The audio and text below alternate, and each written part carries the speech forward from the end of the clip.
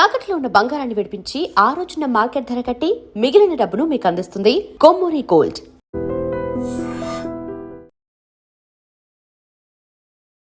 నమస్తే, welcome to I dream. నేను వలి. మంగ్లీ కేసులో సరికొత్త ట్విస్ట్ ఒకటి బయటకు వచ్చింది. డీసీపీ ముత్యంరెడ్డి గారు మాట్లాడారు. రమావత్ మధు అరెస్ట్ అయ్యాడు, అతన్ని కస్టడీలోకి తీసుకున్నాం. ఇప్పటి వరకు రమావత్ మధు ఈ కేసులో మంగ్లీకి సంబంధించి పాత్ర ఏమీ ఆయన బయట పెట్టలేదు అని మాట్లాడారు. అంటే ఈ కేసుతో మంగ్లీకి నిజంగా సంబంధం లేదా, లేకపోతే మంగ్లీకి సంబంధం లేదనే విధంగా ఏమన్నా ఒక డ్రామా జరుగుతోందా? దీని గురించి క్లియర్గా ఇన్ఫర్మేషన్ అందించడానికి స్టూడియోలో ఉన్నారు శేఖర్ భాషా. మాట్లాడదాం. భాషా గారు నమస్తే. భాషా గారు, ట్విస్టుల మీద ట్విస్టులు చూస్తున్నాం. మంగ్లీనేమో అసలు హైదరాబాద్లో ఉందా లేదా, దుబాయ్కి పారిపోయిందా అని ఇలాంటి చర్చలు కొంతమంది చేస్తూ ఉన్నారు. డీసీపీ ముత్యంరెడ్డి గారేమో మంగ్లీ పాత్ర అసలు ఉందో లేదో, అసలు ఒక్కటంటే ఒక్క క్లూ కూడా మాకు దొరకలేదు, మధుని ఇంకా కస్టడీలోకి తీసుకొని విచారించాలంటున్నారు. అసలు ఏం జరుగుతుంది, కేసు ఎటుపోతుంది? అంటే ఎట్లా ఉందంటే చెప్పింది, తెలీదు, గుర్తులేదు, మర్చిపోయా, తెలీదు, గుర్తులేదు, మర్చిపోయా. అదే సినిమాలో, అదుర్స్ సినిమాలో ఆ టైప్లో. అంటే మంగ్లీ తమ్ముడు పారిపోయాడా లేదా, అసలు ఆయన ఈవిడి తమ్ముడేనా అనేది కూడా క్లారిటీ లేదట. ఇప్పుడు మధుని వీళ్ళు పట్టుకోవాలా, ఆయనే వెళ్ళి లొంగిపోయాడు. వీళ్ళు సాధించింది ఏం లేదు అక్కడ. వాళ్ళు చెప్పడం కూడా స్టేట్మెంట్ ఏంటి, మధు ఇచ్చిన వాంగ్మూలం ప్రకారం మంగ్లీకి దీనికి ఏం సంబంధం లేదు అని మాకు తెలుస్తుంది. అది చెప్పడానికేనయ్యా ఆయన లొంగిపోయింది. ఈ పాలిటిక్స్ అర్థం చేసుకోకపోతే ఎట్లా మనం? ఇప్పుడు ఇన్నాళ్ళు లొంగిపోని మధు, ప్రధాన నిందితుడు మధు, మంగ్లీ మీద ఆరోపణలు రాగానే టక్కుమని వచ్చి లొంగిపోతాడు. మంగ్లీ మీద ఎఫ్ఐఆర్ అయింది, తర్వాత హడావిడైంది, ఆవిడ ప్రెస్ మీట్ పెట్టింది, ఇదిగో నా తమ్ముడు చూడండి ఎంత అమ్మాయి కూడా ఎంత సొత్తపోస్ట్ చూడండి, చూడండి డబ్బులు కట్టేసే నోట్ల కట్టలు లెక్కేసే ముఖం అండి ఇది అని చెప్పి బాధపడింది. ఆ బాధ తట్టుకోలేక సదరు రమావత్ మధు గారు, అయ్యో మంగ్లీ అక్క మీద అనవసరంగా నిందలేస్తున్నారు జనాలందరూ కూడాను, అయ్యా ఆవిడకి ఏం సంబంధం లేదు, నాదే తప్పంతా అని చెప్పి ఇన్ని వందల కోట్ల స్కామ్కి కారకుడైన ఆ మధు సడన్గా అక్క మీద ప్రేమతోటి ఆయన లొంగిపోయే ముందు కూడా ఒక వీడియో రిలీజ్ చేశారండి. ఆయన ఒక రూమ్లో కూర్చొని మాట్లాడారు. అంటే ఆ వీడియో రిలీజ్ చేయడానికి కారణం కూడా ఏంటంటే, మంగ్లీకి ఏమాత్రం సంబంధం లేదని చెప్పి ఒక వీడియో నీ అంతటి నువ్వు రిలీజ్ చేయి అని బలవంతంగా చెప్పి. సార్, ఇప్పుడు మీడియాకి పోలీస్కి ఉన్న తేడా ఏంటంటే, మీడియా ఆయన పలానా మాట చెప్పాడు అని చెప్తాం. ఇప్పుడు రమావత్ మధు పలానా మాట చెప్పాడు అని మీడియా చెప్తారు. పోలీసులు అది కరెక్టా కాదా, వీడి ఫైనాన్షియల్ ట్రాన్సాక్షన్స్ ఏంటి, వీడి ఫోన్ కాల్స్ ఎక్కడెక్కడికి పోయినాయి, ఈ డబ్బులు ఎక్కడెక్కడి రెక్కలు చెగిరినాయి అని కదా వాళ్ళు చేయలేదు. మధు గారి వాంగ్మూలం ప్రకారం మంగ్లీ గారికి దీంట్లో ఎటువంటి సంబంధం లేదు. అది న్యూస్లో ఉంది తప్ప పోలీస్ ఇన్వెస్టిగేషన్లో లేదు. పోలీస్ ఇన్వెస్టిగేషన్ అంటే తట్టి ఆడి దగ్గర నుంచి నిజాలు రాబట్టడం. అయ్యా ఇక్కడ మంగ్లీని అరెస్ట్ చేస్తారా లేకపోతే అతన్ని ఉతుకుతారా అనేది నా ఇంట్రెస్ట్ కాదు. పుస్తకాలు అమ్ముకొని, పొలాలు అమ్ముకొని, పిల్లల స్కూల్ ఫీజులు లేకపోతే బయట నుంచి లోన్లు తెచ్చి ₹2, ₹3 వడ్డీలకి తెచ్చి అదేదో లాభం వస్తుందనే ఆశతోటో దురాశతోటో వీళ్ళందరూ పోయి డబ్బులు పెట్టుకొని ఇవాళ రోడ్డును పడ్డారు. రేపు నుండి ఎవడన్నా ఊరేసుకుంటే ఎవడు రెస్పాన్సిబిలిటీ? సరే, వాళ్ళ దురాశ నేను కాదన్ను, కానీ అమాయకులు, middle class, lower middle class, తాండాల్లో ఉన్న బంజారా పిల్లల వాళ్ళు పేదలు కాబట్టి ఏదో ₹1 వస్తుందని ఒక ఆశ. ఆ ఆశని వీడు క్యాష్ చేసుకున్నాడు. కానీ ఎక్కడ ఈవిడ పేరు బదనామైపోతుందని ఈడే వెళ్ళి లొంగిపోయి ఇవాళ కథలు పడుతుంటే నీకు నాకు అర్థమవుతున్నది, వాళ్ళకి ఎందుకు అర్థం కావట్లేదు? ఆయన ఏం చెప్పాడో చెప్పడానికి ఆయన ముందుగానే వీడియో రిలీజ్ చేశాడుగా. మళ్ళీ అదే మాట ఈయన డీసీపీ గారు చెప్తున్నారు, సార్ మీరు వాళ్ళ ట్రాన్సాక్షన్స్ తీసామండి, ఇదిగో అతని ఫైనాన్షియల్ ట్రాన్సాక్షన్స్, దీంట్లో ఇలా మాకు అనుమానాస్పదంగా అకౌంట్స్ ఉన్నాయి, ఇక్కడి నుంచి ఇక్కడికి ఇన్ని కోట్లు వెళ్ళినాయి, ఇక్కడి నుంచి ఎక్కడికి ఇన్ని కోట్లు వెళ్ళినాయి, ఈవిడితో ఇంతసేపు మాట్లాడాడు, ఇవి చెక్ చేశారా? అతని ఫోను ఫారెన్సిక్కి పంపించి ఏవేవి డిలీట్ అయినాయి అవి తీసుకున్నారా? ఫోటోలు కావచ్చు, వీళ్ళతో ఉన్న రిలేషన్, ఇవన్నీ కూడా వాళ్ళు చెప్తున్నారు. మంగ్లీ గారి చెల్లెల్ని ఇప్పుడు చేసుకునే సంబంధం ఇద్దాం అనుకున్నారట మధుకి. అది నిజమా కాదా? ఒకవేళ అదే నిజమైతే ఆవిడ పేరు చెప్పుకొని నేను ఖచ్చితంగా చేసున్న మాటకి క్రెడిబిలిటీ వస్తుంది కదా. సో ఇన్ని కోణాలు పెట్టుకొని ఆయన అది చెప్పాడని చెప్పడానికి అది ఏమి ఇన్వెస్టిగేషన్ అండి? సరే, ఇప్పుడు పోలీసులు కూడా భాష గారు ఎందుకు అంత తొందరపడుతున్నారు దేనికి ఇవన్నీ చెప్పడానికి? అదే డౌట్ అందరికీ ఉంది. ఎందుకు ఆవిడని రక్షించే ప్రయత్నం ఏదో గట్టిగా జరుగుతోంది అనే డౌట్ ప్రతి ఒక్కరికి వస్తుంది. మీరు 100 కామెంట్లు చదవండి, ప్రజలందరి కామెంట్లు అదే. ఎందుకు అంత రక్షించడానికి ఎందుకు అంత తాపత్రయపడుతున్నారు అని చెప్పి అనిపిస్తుంది. ఇక్కడ ఇది ఇక్కడి నుంచి మొదలవ్వాలి. అసలు ఈ మధు అనేవాడు ఈవిడికి 15 లక్షలు లేకపోతే ఎంతో పెట్టి డైమండ్ లెక్న స్కూల్ ఇచ్చాడిని, వాళ్ళ ఇంట్లోకి ఈ జనాలందరినీ తీసుకెళ్ళి అక్కడే కూర్చోబెట్టి మందు పార్టీలు ఇచ్చాడిని, తర్వాత వీళ్ళ తమ్ముడు ఈయన కలిసి అందరి దగ్గర డబ్బులు వసూలు చేశారని, దీనికి సంబంధించిన ప్రామిసరీ నోట్లు, ఆ తమ్ముడితో గడిపిన ఆ ఫోటోలు, కాల్ రికార్డ్స్ ఇవన్నీ కూడా మీడియా ముఖంగా బయటకు వస్తున్నాయి. ఇవి మంగ్లీ గారు మీడియాకి రాకముందు విషయం. ఆవిడ ఒకసారి వచ్చిన తర్వాత ఆవిడ బిహేవియర్ మనం గమనిస్తే, పాయింట్ నెంబర్ 1, నీది కాని పంచాయతీకి నువ్వు వెళ్ళి కూర్చోవు 4 గంటలు. నీకే సంబంధం లేదనుకుంటే నువ్వు వెళ్ళి పుజారి నాగేశ్వరరావు గారి లాయర్ గారి ఆఫీసులో సుబ్బుతోటి పంచాయతీ చేయవు 4 గంటలు. ఫస్ట్ డౌట్ ఎవరికైనా వచ్చేది. రెండోది, సరే నేను కాదు అని చెప్పడానికి అక్కడికి వెళ్ళాను అని చెప్పి అనుకుందాము. పోని సుబ్బు కనుక వేధిస్తుంటే సుబ్బు ఆవిడికి ఫోన్ చేయాలి 100 సార్లు. ఈవిడ సుబ్బుకి 100 సార్లు ఫోన్ చేయదు కదా. అన్ని కాల్స్ సుబ్బుకి ఎందుకు చేసింది? ఒకవేళ ఏమండి నా పేరు ఎందుకు బయటకు తీస్తున్నావు, అసలు నాకేం సంబంధం లేదు, అసలు నా పేరు తీయొద్దు, ఇది చెప్పడానికి, అది చెప్పడానికి అన్నిసార్లు కాల్ చేస్తారా? ఎప్పుడైనా సరే నువ్వు నాకు ఫోన్ చేసి విసిగిస్తున్నావు అనుకో, నువ్వు డబ్బులు తీసుకున్నావు అంట కదా, ఇవ్వరా, ఇవ్వు, నువ్వు నాకు వాళ్ళు చెప్పారు వీళ్ళు చెప్పారంటే 2 సార్లు చెప్తా, 3 సార్లు చెప్తా. నువ్వు ఫోన్ చేస్తే చెప్తా, నేను ఫోన్ చేసి నేను లేదండి నేను చెప్పుకోను. అంటిల్ అన్లెస్ నువ్వేదో పోలీస్ ఆఫీసర్ అయితే తప్ప. 4 సార్లు ఇలా చేసినప్పుడు నేనేం చెప్తా? లేదు, ఒకసారి చెప్పి అర్థం కదా, 2 సార్లు ఏమనుకుంటున్నావు నువ్వు? బ్లాక్ చేస్తాం. అంతేగాని నువ్వు నాకు 100 సార్లు ఫోన్ చేయవు. పాయింట్ నెంబర్ 2, ఈవిడ అన్నిసార్లు ఆయనకి కాల్స్ చేసింది. సుబ్బు గారికి కాల్ చేసింది, సుబ్బు గారి ఫ్రెండ్ కొడగండ్ల కార్తిక్ ఫోన్ చేసింది, వీళ్ళందరికీ ఫోన్లు చేస్తూనే ఉంది. అమ్మో ఏదో అయిపోతుంది, నా మీదకి వచ్చేస్తుంది అనే భయం ఎందుకు ఉంటుంది తప్పు చేయకపోతే? 3, పోలీసులతోటి ప్రెషర్ పెట్టించడం. ఈయన పెట్టిన ఎఫ్ఐఆర్, ఈయన అంటే ఫస్ట్ కోర్టు ఇస్తా అన్నారట, ఒప్పుకోకపోతే కొట్టిస్తా అన్నారట. అది కూడా భయపడకపోతే ఏదో యాక్సిడెంట్లో పోతావు, నీ కేసు లేకుండా మేము చేసుకోవచ్చు, పోలీసులు డబ్బులు పడేస్తే ఇదే అయిపోద్ది అని చెప్పి మాట్లాడారు. ఇది కూడా అదే ఆఫీస్లో జరిగిందా? అదే ఆఫీస్లో జరిగింది అని ఈయన కంప్లైంట్ ఇస్తే A5గా పోలీసులు ఈవిని నమోదు చేశారు.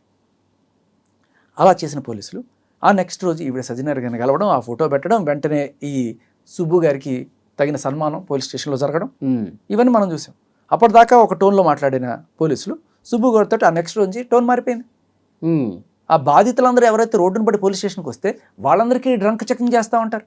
అంటే ఏంటి, బాధితులను భయపెట్టి అక్కడి నుంచి పోయేట్టు చేసే పనికి పూనుకున్నారా పోలీసులు అనే డౌట్ రాకపోవడం.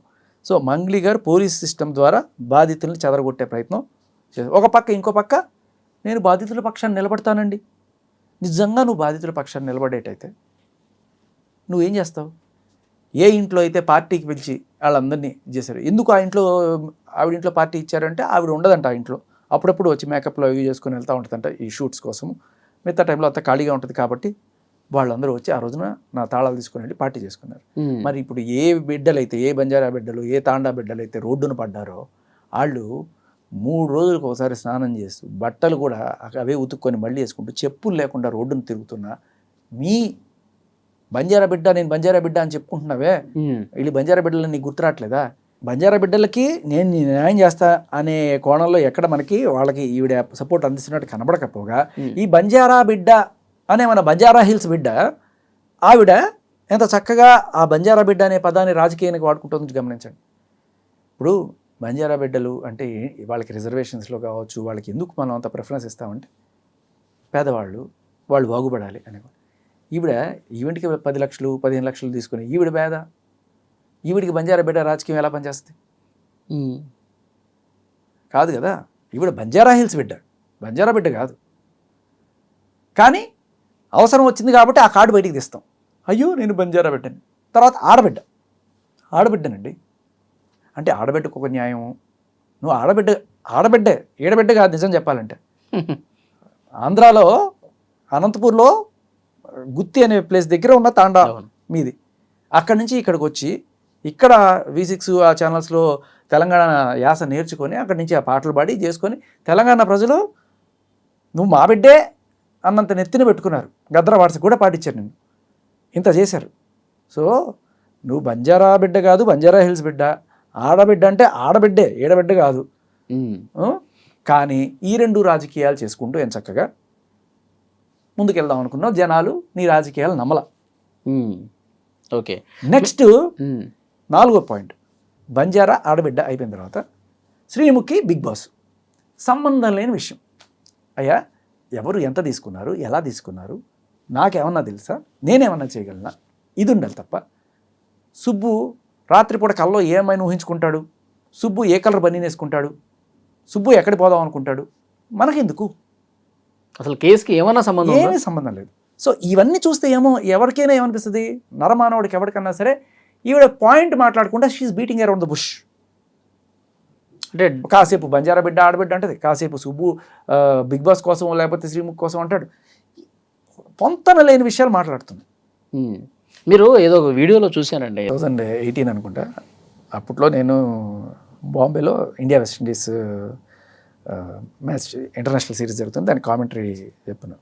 వెంకటపతిరాజు గారు నేను కామెంటరీ టీంలో ఉండే. ఆ టైంలో త్రూ సమ్ లింక్ నాకు ఇక్కడ ఒక ఈవెంట్ ఉంది ఖతార్లో, తెలుగు ఈవెంట్, దానికి మీరు హోస్టింగ్ చేస్తారా అని అడిగారు. ఓ బ్రహ్మాండంగా చేస్తా అని చెప్పి అదే అక్కడ ముగించుకొని అక్కడే అరేబియా సముద్రం ఇటుపక్క ఎక్కి అటుపక్క దిగా ఖతార్ దిగాం. అక్కడ బిత్రి సత్ గారు, పూర్ణ గారు, మంగ్లీ గారు, ఇంకా కొంతమంది సింగర్స్, వీళ్ళందరూ కూడా అక్కడ దాంట్లో పార్టిసిపేట్ చేస్తున్నారు. నేను యాంకరింగ్ చేస్తున్నా, ఒక్కొక్కరిని ఇంట్రడ్యూస్ చేయడము రావడం. అలా మంగ్లీ గారు ఆవిడ రావడం, రేలా రేలా పాట పాడడం. అయితే అక్కడ ఏంటంటే జనాలు అసలు తొలగిపోయారు ఆ పాటకి. ఓహో, చింపుకున్నారు అంతే, ఓ రేంజ్లో మామూలుగా లేదు అసలు. కానీ నాకు అక్కడ అది యాజ్ ఇట్ ఈస్గా పాటని సీడీలో ఎలా ఉందో యాజ్ ఇట్ ఈస్ అదే రకంగా అక్కడ వచ్చింది అని ఒక చిన్న ఇది వచ్చింది. అంటే స్టేజ్ మీద ఉన్నాను కాబట్టి అక్కడ లిప్స్ కదలికే ఉంది, సీడీ పెట్టేశారన్న డౌట్ వచ్చి అడిగా. అంటే ఇది నార్మల్ ప్రాక్టీసేనండి, చాలాసార్లు సింగర్లు పాడరు, ఇలాగే చేస్తారు ఓహో అని చెప్పారు. సో సర్లే అనుకున్నా, చాలామంది అలాగే చేస్తారు. తర్వాత నాకు కూడా తెలిసింది కొంతమంది సింగర్స్ ఇలా చేస్తారు అనే విషయం. సరే అక్కడ అయిపోయింది. ఇప్పుడు అక్కడ మంగ్లీ కూడా లిప్ సింకేనా అనే అనిపించింది. ఓకే, అంటే వాళ్ళని అడిగితే వాళ్ళు అదే చెప్పారు, అక్కడ సీడీ ప్లే చేస్తున్నారు. తర్వాత అయిపోయింది. ఏదో మమ్మల్ని అందరినీ కూడా సరదాగా తీసుకెళ్లారు ఆ బీచ్, అక్కడ సీలేన్ బీచ్ అని ఒకటి ఉంది, అది చూపించారు. ఆ ఒంటెలు ఎక్కించడము అవన్నీ చేసి అయిపోయింది. తర్వాత పెట్టబడ సర్దుకుని ఆవిడకి వాళ్ళు వేర్ బ్యాక్. నేను వచ్చేసిన తర్వాత ఆర్గనైజర్ నాకు ఫోన్ చేశారు. అండ్ మీరు పరిచయం ఉంటారు కదా, ఆవిడ కొంత అమౌంట్ తీసుకుంది మా దగ్గర. కొంత అమౌంట్ అంటే ఇప్పుడు ప్రోగ్రామ్ చేసినందుకు ఇస్తారు కదా, ఆ అమౌంట్ కాకుండా ఆ అమౌంట్ ఆల్రెడీ తీసేసుకుంది. ఓకే, అది స్టేజ్ ఎక్కక ముందే తీసేసుకుంటారు. బట్ తర్వాత ఏమవుతుందంటే ఈ ఖతార్లో షాపింగ్ చేసుకోవడం కోసం, దోహాలో షాపింగ్ చేసుకోవడం కోసము కొంత అమౌంట్ తీసుకున్నారు. కొంతమంది ముందుగానే తీసుకుని తర్వాత పంపించేస్తారు ఆ అమౌంట్. సో ఆ రకంగా కొంత అమౌంట్ అక్కడ, అంటే ధీరమ్స్ ఏవో ఉంటాయి, మన రూపీస్ చెల్లవు కాబట్టి అక్కడ నేను ధీరమ్స్ తీసుకుని, అక్కడ షాపింగ్ చేసుకోవడం కోసం ధీరమ్స్ ఇస్తారు. సో నేను కూడా అట్లాగే నా డబ్బులు ఇచ్చి కొన్ని ధీరమ్స్ తీసుకున్నాను. ఏమీ డబ్బులు ఇవ్వకుండా వాళ్ళ ధీరమ్స్ తీసుకుని ఇచ్చేస్తానని చెప్పినట్టున్నారు. ఇచ్చారో లేదో కూడా తెలియదు నాకు. బట్ ఒక వారం రోజుల లోపలే నాకు ఫోన్ చేసి ఇట్లా సమ్ అమౌంట్ తీసుకున్నారు షాపింగ్ కోసం అని అడుగుతుంటే, నీ బిడ్డకి ఇచ్చాను అనుకో, నీ బిడ్డకైతే ఇవ్వవా అనే మాటలు అన్నారు అన్నట్టుగా కూడా వాళ్ళు చెప్పడం జరిగింది. మీరు ఒకసారి అడగండి, మీకు తెలుసు కదా అంటే, ఇచ్చేది మీరు, అడగమని ఏందన్నా, నాకు అంత కనెక్షన్ లేదండి, మీరు తెలుసుకోండి అని చెప్పి అది. సో మేబీ తర్వాత ఆవిడ పంపించుండొచ్చు, లేకపోతే ఏమైందో తెలీదు. ఓకే, ఫస్ట్ నాకు మంగ్లీ గారితో ముఖాముఖి పరిచయం అక్కడ. ఓకే, అది సరే. కమింగ్ బ్యాక్ టు హియర్, ఇన్ని పక్కన పెట్టేద్దాం. అందరికీ అన్నిటికంటే ప్రధాన డౌట్, ఏ సాక్ష్యాలు అక్కర్లా, మంగ్లీ గారి మీద ఎప్పుడైతే ప్రెషర్ పడిందో, మంగ్లీ గారు ఇది చేశారు అని చెప్పి జనాలందరూ గట్టిగా మాట్లాడడం, అన్ని మీడియా ఛానల్స్లో రావడం, అంతా ఇదైపోయేటప్పటికీ ఇమ్మీడియట్గా ఈ మధు రామావత్ అనేటోడు వెళ్ళి లొంగిపోతాడు. ఏమనాలి దీన్ని? అన్నిటికంటే పెద్ద డౌట్ కారణం ఇదే. ఇన్నాళ్ళు లేనివాడు సడన్గా వచ్చేసి పోలీస్ స్టేషన్లో లొంగిపోతాడు. ఎందుకు అంటే బ్యాక్ ఎండ్లో ఏదో జరిగింది. ఏమనిపిస్తుంది? నువ్వు వెళ్ళి లొంగిపోరా అబ్బాయి పోలీసులకి, మేము ఏదో మేనేజ్ చేస్తాం, నేను బయటికి సేఫ్గా తీసుకొస్తాం, నువ్వు వెళ్ళి లొంగిపో, లేకపోతే ఇది పెద్దది అవుతుంది, నువ్వు వెళ్ళి లొంగిపోయి అంత మంగ్లీకి ఏం సంబంధం లేదని చెప్పు. అంతే కదా. లేకపోతే అన్ని స్కాములు చేసేవాడు పోలీస్ స్టేషన్కి వెళ్ళి నేను ఒక అయ్యో ఆవిడ మీద అనవసరంగా వేస్తున్నారండి అని చెప్పి వాడు ఒక క్రిమినల్ వెళ్ళి ఇది చెప్పడం, పోలీసులు నమ్మడం, అది మనకి చెప్పడం. సరే వాడు ఏదైనా చెప్పనివ్వండి, మంగ్లీకి సంబంధం లేదని చెప్పనివ్వండి, మంగ్లీ పేరుని మేమే కావాలని వాడి డబ్బులు కక్కుర్తిపడి మేమే తీసుకున్నాం అని చెప్పనివ్వండి, కానీ నిజం అనేది ఒకటి ఉంటుంది, పోలీసులు నిష్పక్షపాత విచారణ అనేది ఒకటి ఉంటుందిగా. అదే కదా జనాలకి ఇప్పుడు డౌటు. నిష్పక్షపాత విచారణ ఎక్కడుందయ్యా? ఎక్కడ జరుగుతుంది? ఒక్క అడుగు పోలీసులు ఇప్పటిదాకా చేసిన వాటిలో ఒక్క అడుగు బాధితులకి న్యాయం చేశారు, లేకపోతే చేసే కోణంలో అడుగు వేస్తున్నారని ఒక్కటి చూపించు. ఎప్పుడైతే సుబ్బు కేసు పెట్టాడో ఆయన నెక్స్ట్ రోజు ఆయన పిలిచి ఆయన్ని ఆ బాధితుల్ని డ్రంక్ అండ్ డ్రైవ్ చెక్ చేస్తాము, వాళ్ళని బెదిరించడం. అసలు సూపర్ ట్విస్ట్ చెప్పడానికి దీంట్లో. తర్వాత ఇప్పుడు ఈ మధు అనేటోడు అక్కడ లొంగిపోయి చెప్పే మాట్లాడి తెలుసా? సార్ మంగ్లీకి ఏం సంబంధం లేదు సార్, వీళ్ళున్నారే ఆ బాధితులను చెప్పుకొని అక్కడ తిరుగుతున్నారే వాళ్ళే సార్, వాళ్ళే అసలైన వీళ్ళు. హేమకాంత్ రెడ్డి. ఇప్పుడు ఈయనేమంటాడు? వీళ్ళందరూ తప్పించుకొని పారిపోయారు, వీళ్ళందరినీ పట్టుకొచ్చి అరెస్ట్ చేస్తే కానీ నిజాలు బయటికి రావు. అంటే ఏంటి? ఇప్పుడు నువ్వు బాధితులనే అరెస్ట్ చేస్తావు అనమాట, నిందితులను వదిలేసి. A5 మంగ్లీ గారిని వదిలేసి ఈ బాధితులందరినీ కూడా ఇప్పుడు అరెస్ట్ చేస్తారనమాట. ఎందుకు? Just because Madhu said it. Madhu Mangli గారు తప్పలేదు. ఎవరు నిజమైన బాధితులు, ఎవరు నిజమైన నిందితులు అనేది విచారణలో కదా తెలిసేది. అదే అంటున్నా, విచారణ మధు గారు చెప్తారు. మధు గారు ఏమంటే అది, మధు గారు ఇదిగో వలి, ఇదిగో శేఖర్, ఇదిగో ఆయన సంతోష్, వీళ్ళందరూ కూడా వీళ్ళు నాతో పాటు ఉన్నారండి అంటే వేసేస్తావా లోపల? ఆవిడికి మంగ్లీ గారికి ఏ రకమైన సంబంధం అంటే లేదు, ఆయన చెప్పాడు కాబట్టి లేదు. వాళ్ళ తమ్ముడు అంటే అసలు ఆయన తమ్ముడు కదా మాకు తెలియదు. ఏంటి సార్ ఇది? ఇవన్నీ దీనికి తోడు సజ్జనార్ గారితో ఫోటోలు పెడుతుంది, డీజీపీ గారి దగ్గరికి వెళ్తుంది, ఈవిడ కావాలంటే నార్సింగ్లో ఒక కేసు, పంచకోటలో ఒక కేసు, ఇన్ని కేసులు పెట్టి వీళ్ళ మీద అమాయకులు వాళ్ళు బతుకు తెరువు లేని పాపం చేసుకుంటూ ఏదో మిడిల్ క్లాస్ వాళ్ళు వచ్చి చేసుకుంటుంటే వాళ్ళని బెదిరించే కార్యక్రమం జరుగుతుంది తప్ప ఎక్కడ సార్? నేను అడుగుతా, నార్సింగి పిఎస్లో మీరు కేసు పెట్టారు, నార్సింగి పిఎస్లో వాళ్ళు వెంటనే ఇది జరిగిందా, మంగ్లీ గారిని సుబ్బు అనేటోడు మానసికంగా వేధించాడు, బెదిరించాడని చెప్తున్నారు, నిజమేనా అని చెప్పి ఆ కార్తీక్ గారికి ఫోన్ చేయడము, ఆయన రమ్మని చెప్పడము, ఆయన స్టేట్మెంట్ తీసుకోవడం, ఇటువంటివన్నీ చేశారు. అది బయటకు వచ్చింది. ఓకే. సో ఆవిడిచ్చిన కంప్లైంట్ మీద పోలీసులు చిత్తశుద్ధితోటి పనిచేస్తున్నారు. మరి సుబ్బు గారు ఇచ్చిన కంప్లైంట్ మీద పోలీసుల చిత్తశుద్ధి ఏది? ఇప్పుడు మీ స్టేషన్కి కరెక్ట్గా 100 మీటర్ల దూరంలో ఉన్న పూజారి నాగేశ్వరరావు గారి ఆఫీస్కి మీరు వెళ్ళి అక్కడ సీసీటీవీ ఫుటేజ్ కానీ అక్కడున్న ఆ రోజు ఆ మీటింగ్లో ఉన్నారని చెప్తున్న పెద్దలు, ఆ చుట్టుపక్కల ఉన్న వాళ్ళు, వాళ్ళ స్టేట్మెంట్లు తీసుకున్నారా? చెప్పాలి కదా. ఇప్పుడు మామూలుగా చెప్పాల్సిన అవసరం లేదు. ఒక ఇన్వెస్టిగేటింగ్ ఆఫీసర్ నేను ఏం చేస్తున్నాను మీకు ఎందుకు చెప్పాలి, కేసు అయిపోయిన తర్వాత చెప్తా, ఛార్జ్ షీట్ వేసేటప్పుడు ఇస్తా, చూసుకోండి చదువుకోండి అంటాడు. మామూలుగా చెప్పాల్సిన పని లేదు. ఇప్పుడు మీ మీద నింద పడ్డది సార్, ఎందుకు మీరు వచ్చిన వాళ్ళకి డ్రంక్ డ్రైవ్ టెస్ట్ చేయాలని చెప్పి హైకోర్టు కూడా మిమ్మల్ని అడుగుతోంది అంటే ఇప్పుడు మీరు జనాలకి నిష్పాక్షికంగా వ్యవహరిస్తున్నారని చూపించాల్సిన బాధ్యత పోలీస్ డిపార్ట్మెంట్ మీద ఉంది. ఉందా లేదా? ఏమనుకుంటారు? లేకపోతే నాకు చూపిస్తే చూపించండి. వీళ్ళు పరారీలో ఉన్నారని చెప్తున్నారు కదా, ఈ హేమకాంత్ రెడ్డి కావచ్చు, తర్వాత ఆ భరత్ చౌహాను, శైలజ చౌహాను, వీళ్ళ తమ్ముడు శివ, తమ్ముడు కాదు కూడా ఇంకా క్లారిటీ ఇవ్వలేదు డీసీపీ గారు. మరి ఇన్ని రోజుల నుంచి ఇది అంతా వారం రోజులుగా జరుగుతోంది, ఇన్ని రోజుల నుంచి వాళ్ళని ఎందుకు పట్టుకోలేకపోతున్నారు పోలీసు? సార్ ఈ హేమకాంత్ రెడ్డి అనే నిన్న మొన్న కూడా ఇంటర్వ్యూలు ఇస్తున్నాడు సార్. ఇచ్చాడు, అన్ని ఛానల్స్కి ఇచ్చాడు కదా. ఇది పోలీసుల ఫార్మాట్ ఎలా ఉంటుందంటే పట్టుకొని వాళ్ళని అబ్స్కాండ్ రాసుకుంటారు వాళ్ళు. మీకు ఫర్ ఎగ్జాంపుల్ ఆ మధ్యకాలంలో హర్షసాయి కేసు గుర్తుండి ఉంటే ఉంది, ఆ టైంలో హర్షసాయి మీద ఎవరైతే కేసు పెట్టడానికి వెళ్ళిందో ఆవిడికి సంబంధించిన బోల్డ్ అన్ని రికార్డ్స్ వచ్చాయి. నాకు డబుల్ పార్టిసిపేట్ ఉందని, నేను ఏది ఎవడో లిక్కర్ షాప్ ఓనర్ ఆడు చచ్చిపోతే ఆడి కొడుకుకి అది రాకుండా అడ్డుపడి మొత్తం సహా చేశాను, ఇలా రకరకాలు. అసలు నీ కళ్ళు కృష్ణుడిలా ఉంటాయి, నువ్వు దా ప్రకాష్ దా అన్నట్టుగా అన్ని లింకులు వచ్చినాయి. వచ్చినప్పుడు మనం దాన్ని బట్టి మీడియాలో గట్టిగా అడిగాం. అడిగితే అడిగిన దానికి మన మీద కేసు పెట్టారు పోలీసులు. ఈ సాక్ష్యాలు చూపించి ఇది ఉంది సార్, ఇలా డబల్ పాస్పోర్ట్ ఏమిటి, ఇవన్నీ తప్పు కదా, మీరు ఎంక్వైరీ చేస్తారా లేదా అని అడిగితే ఈవిడకున్న పరపతితోటి సేమ్ ఇప్పుడు ఈ ఎలా వాడుతున్నారు పోలీసు పరపతిని, అప్పుడు వాడి మన మీద కేసు పెట్టారు.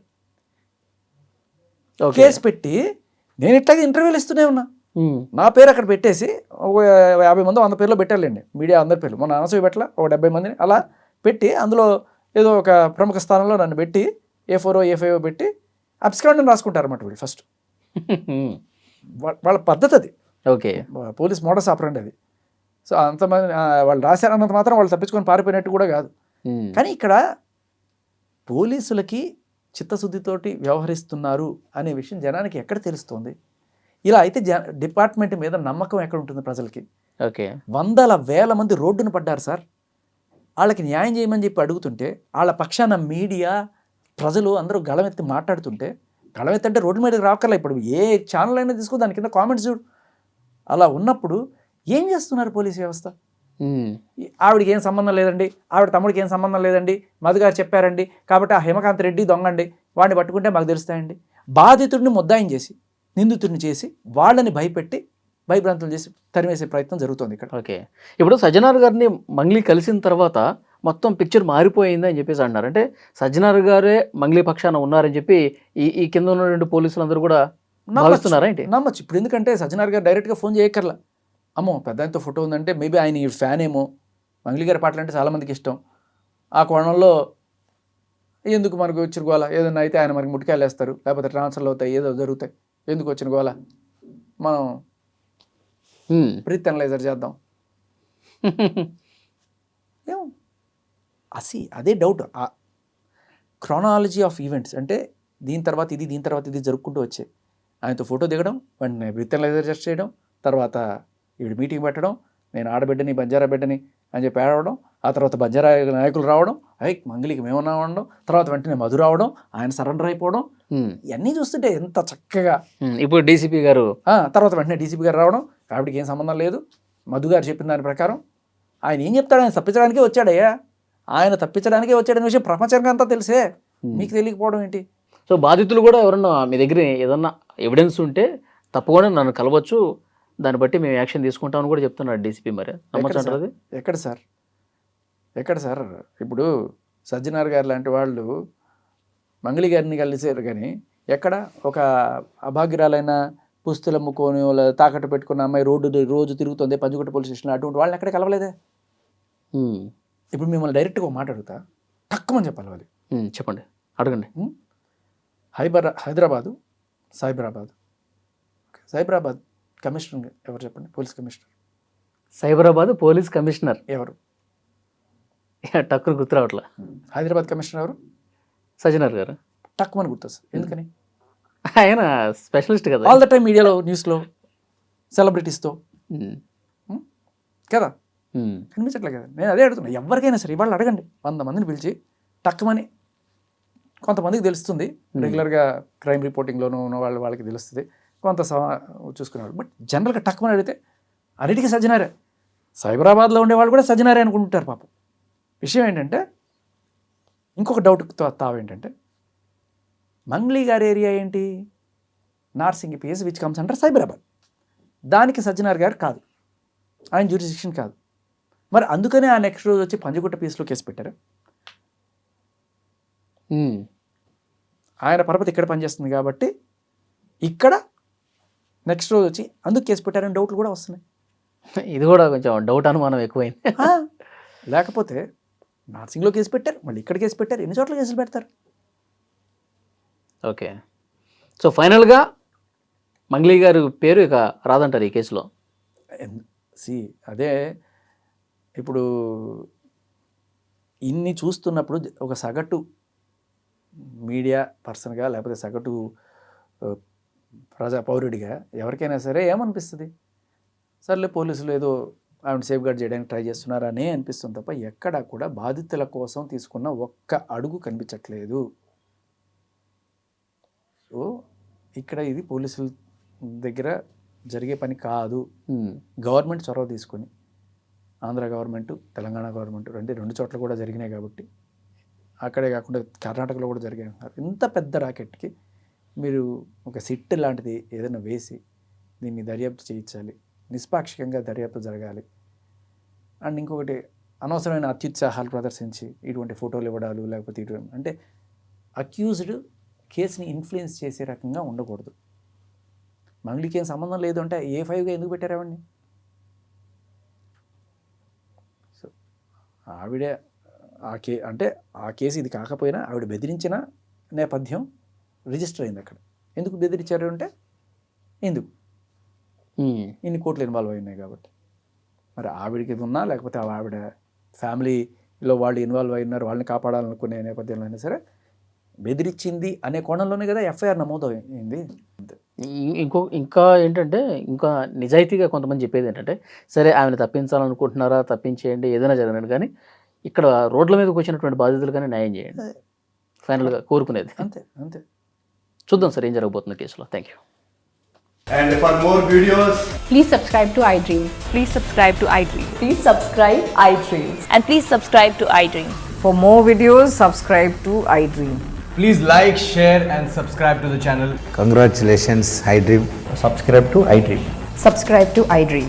So subscribe to iDream Media. iDream ki iDream team andarki huge congratulations. Please subscribe iDream Media. Please subscribe to iDream. Subscribe iDream. Please subscribe to iDream. iDream అంటే నా కళల ఛానల్ను సబ్స్క్రైబ్ చేసుకున్న నోరు తిరుగుతలేదు, మీరైతే గంట గుర్తు కొట్టండి. For more such videos, please subscribe to iDream. Subscribe to iDream. Please subscribe to iDream. Please subscribe iDream Media. Please do subscribe to iDream. Please subscribe to iDream Media. For best entertainment and information, please subscribe iDream. And don't forget to subscribe to iDream.